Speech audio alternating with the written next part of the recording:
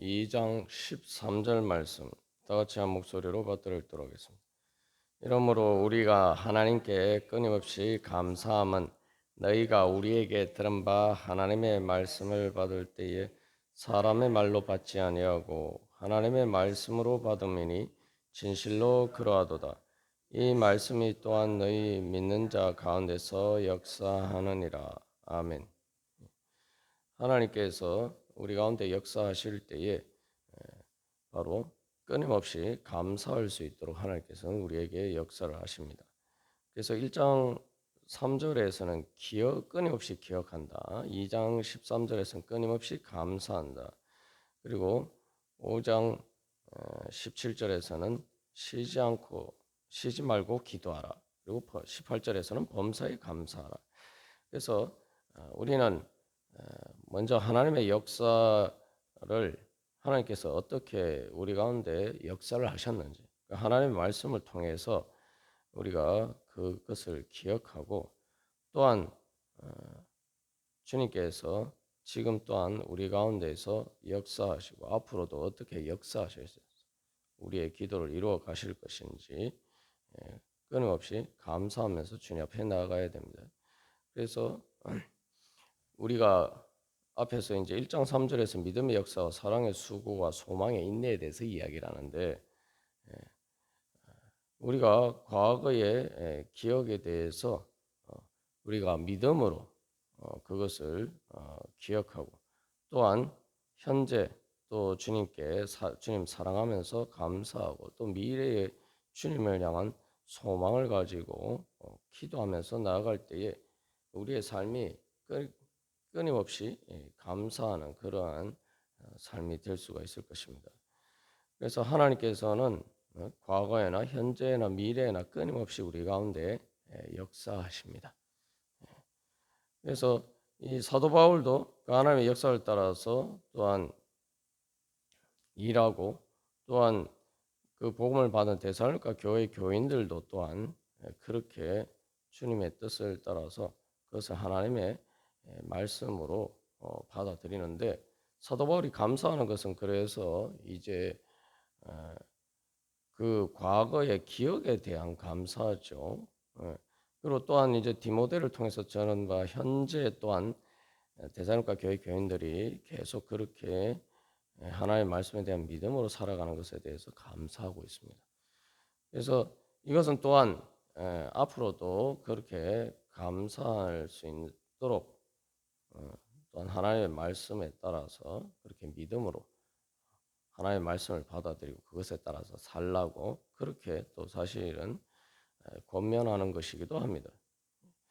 그래서 여기서 이 감사가 세 가지 감사, 데살로니가 전서에서 이 세 가지 감사 중에 이 2장 13절에 이제 두 번째 감사인데 이 두 번째 감사는 첫 번째 감사와 세 번째 감사의 원인입니다.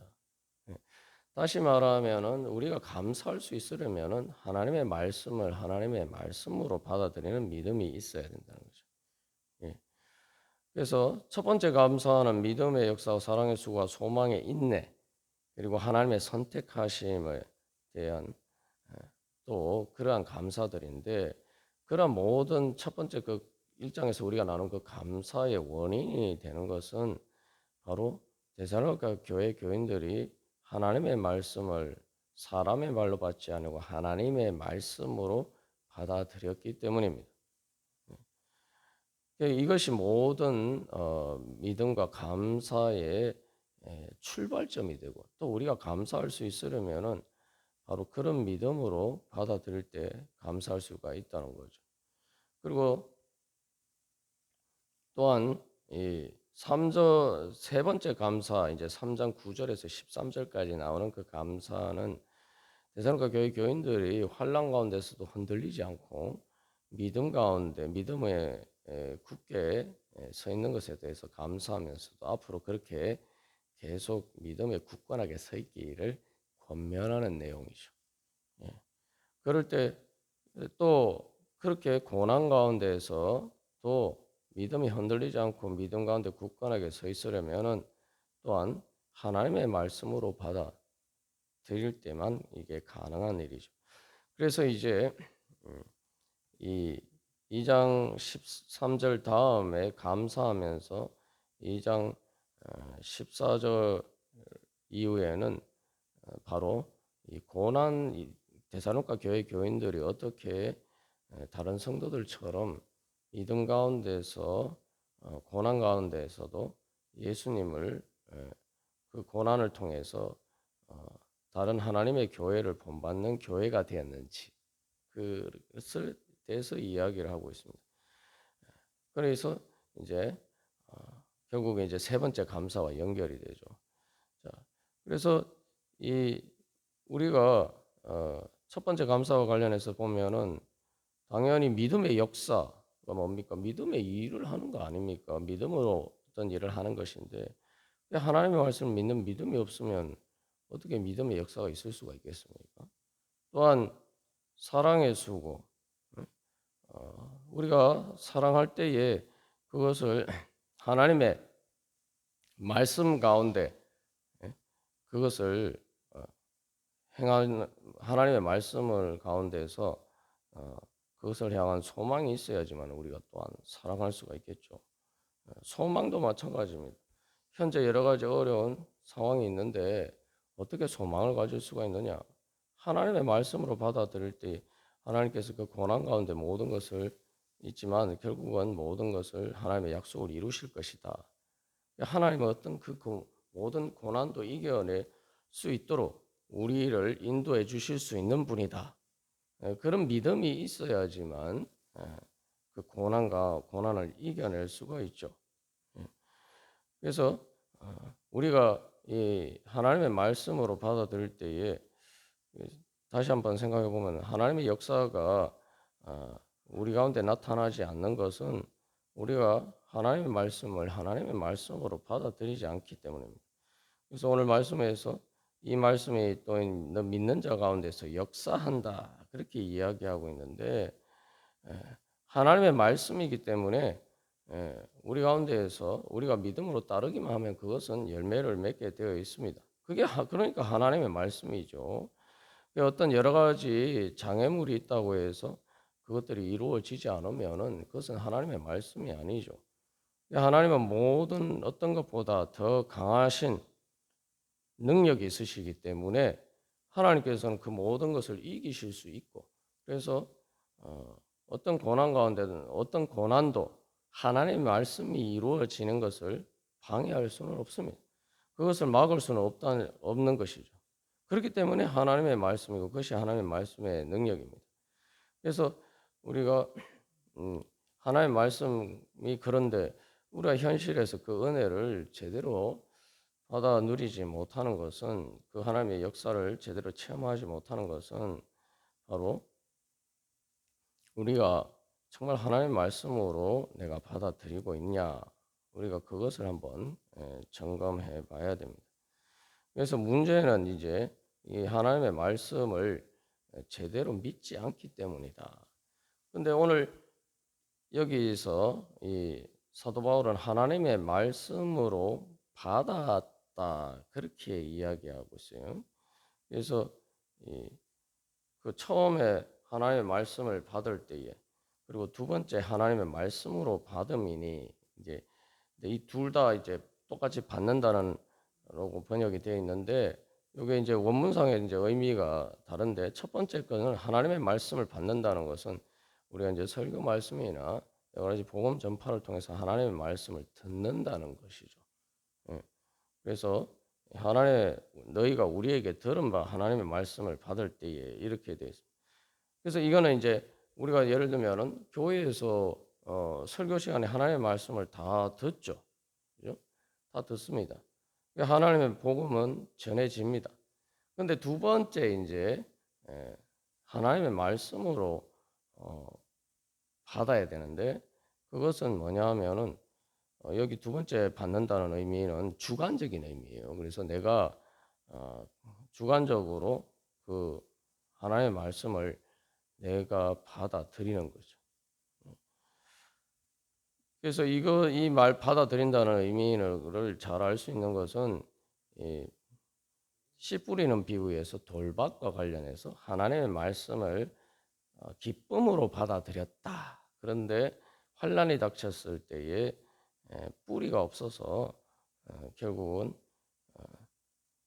그 말씀을 따르지 못하게 되는, 그래서 열매 맺지 못하는 그러한 것에 대해서 이야기를 하고 있습니다. 그래서 말 그대로 이 말씀 하나님의 말씀을 객관적으로 이렇게 우리에게 선포된, 우리가 귀로 들었지만 이제 그 말씀을 우리가 하나님의 말씀으로 내가 받아들여야 돼요. 그러니까 선포된 것은 하나님의 말씀으로 선포됐어요. 근데 우리에게 이제 역사가 일어나는 문제는 내가 하나님의 말씀으로 받아들이느냐, 이제 바로 그 주관적인 문제가 되는 것이죠. 그래서 첫 번째 하나님의 말씀이 전해지는 것은 이제 씨 뿌리는 비유에서 그 주님께서 우리에게 씨를 뿌려 주시는 것입니다. 문제는 그 다음에 내가 그 하나님의 말씀을 내가 받아들이는데, 그래서 이제 내 것으로 기쁨으로 받아들이는 거죠. 그래서 이걸 말 그대로 내 것으로 받아들이는데, 근데 그 기쁨으로 받아들이는 것만 가지고는 이제 말씀을 제대로 받아들이는 게 아니죠. 왜냐하면 기쁨이 사람의 감정이라는 거는 그때그때 이렇게 그 달라지기 때문이죠. 그래서 내가 하나님의 말씀을 처음에 받았을 때야 뭐 당연히 기쁨으로 받아들이는데, 이제 그 말씀을 따라 행할 때 여러 가지 힘들고 어려운 일이 있으면은 그 내가 말씀을 따르는 것이 힘들어지고, 그렇게 될 때는 기쁨이 사라지죠. 우리의 그 감정적인 기쁨이 지속이 되지 못하고 사라집니다. 그럴 때에 이제 진짜 내가 하나님의 말씀으로 받아들였는지 이제 증거가 나타납니다.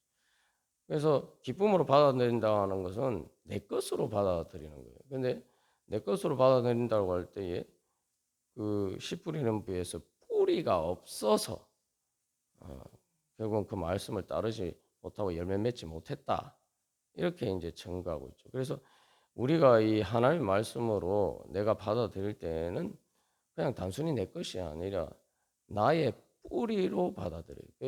씨가 뿌려진 것이 내 안에 정말 뿌리 내리도록 그렇게 받아들여야 됩니다. 뿌리가 뭡니까? 식물이 다른 부분은 다 죽어도 뿌리만 살아 있으면은 얼마든지 아무리 겨울이 되어서 다 이렇게 시들어 버려도 봄이 되면은 그 뿌리에서 다시 싹이 납니다. 이제 다년생 잡초가 이제 그러하죠. 그리고 식물이 다른 부분들이 다 살아 있어도 뿌리가 죽으면은 식물은 말라 죽습니다. 이게 뿌리라는 것은 결국 우리의 이제 생명이죠. 하나님의 말씀을 우리가 말 그대로 내 생명으로 받아들여요. 내 생명으로. 그래서 우리가 정말 이 말씀이 내 생명이고, 그렇게 또 내 뿌리고, 내가 이 말씀을 따르지 않으면 죽는다, 그런 믿음으로, 이건 말씀을 따르는 문제는 내가 죽느냐 사느냐 하는 문제라고 그렇게 받아들이고 따라야죠. 그러니까 하나님의 말씀이죠.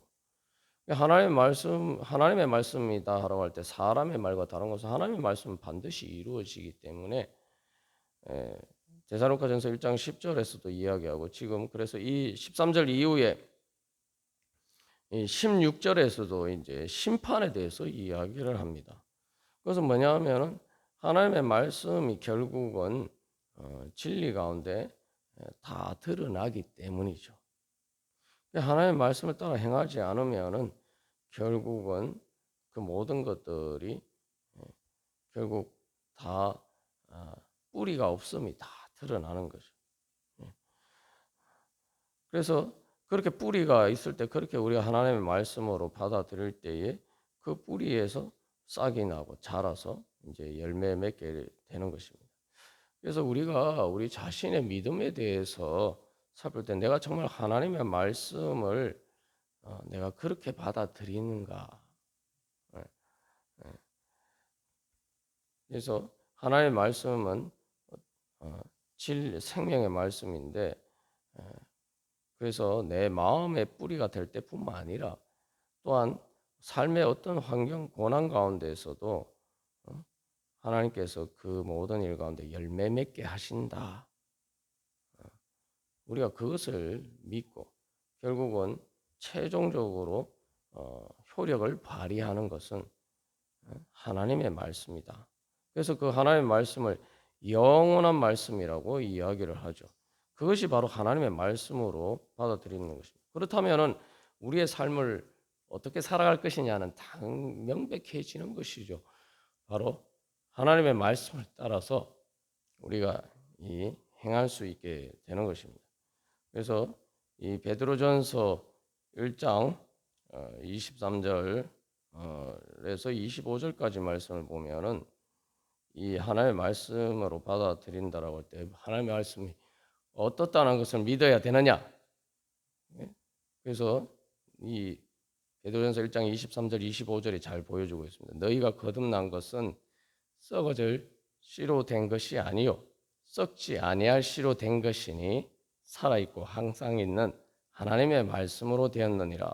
그러므로 모든 육체는 풀과 같고 그 모든 영광은 풀의 꽃과 같으니 풀은 마르고 꽃은 떨어지되 오직 주의 말씀은 세세토록 있도다 하였으니 너희에게 전한 복음이 곧 이 말씀이니라.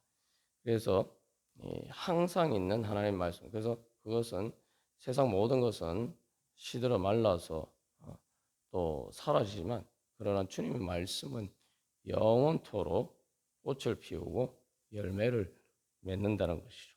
그래서 우리가 다시 한번 오늘도 주님 앞에 나갈 때 그런 믿음으로 주님의 말씀이 우리 가운데 역사하셔서 주여 능력으로 나타나게 하여 주시옵소서. 우리 함께 기도하겠습니다.